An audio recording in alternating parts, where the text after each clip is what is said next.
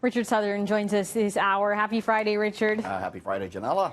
Listen, I don't know where to start on this first story because it just says bat tornado and it makes me think of Sharknado. And I just need you to tell me what this is all about. Well, they're not plucking any airplanes out of the sky, but this is a big problem for a small Australian town. Look at this, Janella. Whoa. This is a nightmarish so-called tornado of bats taking over this Australian town. So many bats, Janella, that parents have pulled their kids out of school for fear they're going to be attacked. Oh my! It does look like an end of times sort of scene. It does. Apocalyptic sort of picture there.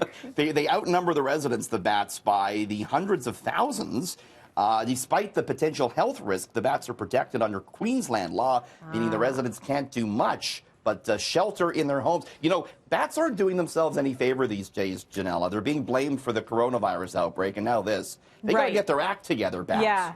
So do we know where they're coming from? Well, I guess you said they're protected. It's kind of like us and raccoons, or like, you know, the wildlife out here. You can't, you just got to grin and bear it and let the raccoons and the bats do their thing, I think. Oh, my goodness. Okay. But the bats, come on, bats. Disease and everything, just get your act together, bats.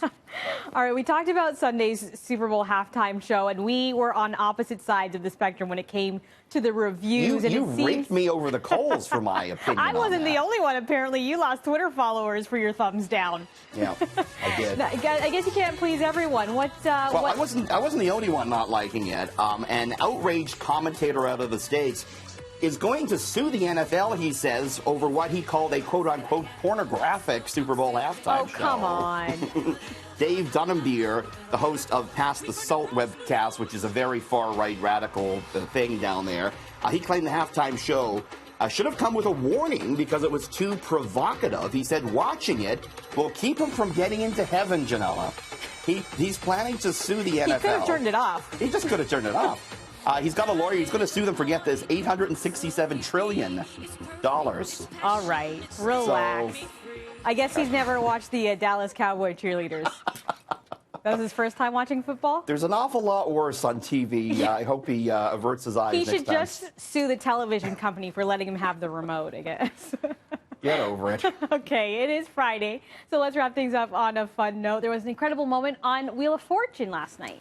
It was. This was the bonus round where they try and guess the final puzzle. And contestant Jessie, she was amazing in getting this final word. It shocked the audience, and Pat Sajak, take a look. What are you doing is the category. It looks daunting to me, but, you know, you have 10 seconds. Keep talking as you use letterboard. Good luck. Something a juicer. Buying a juicer? Of course, it's an easy puzzle. Oh, my God. Oh, my God. I don't understand this game. It makes no... Get over here.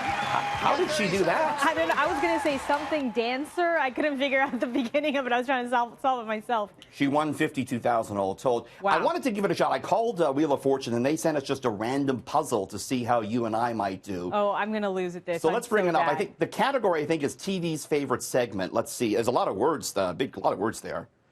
I don't know. What do you think? There's maybe is the first one.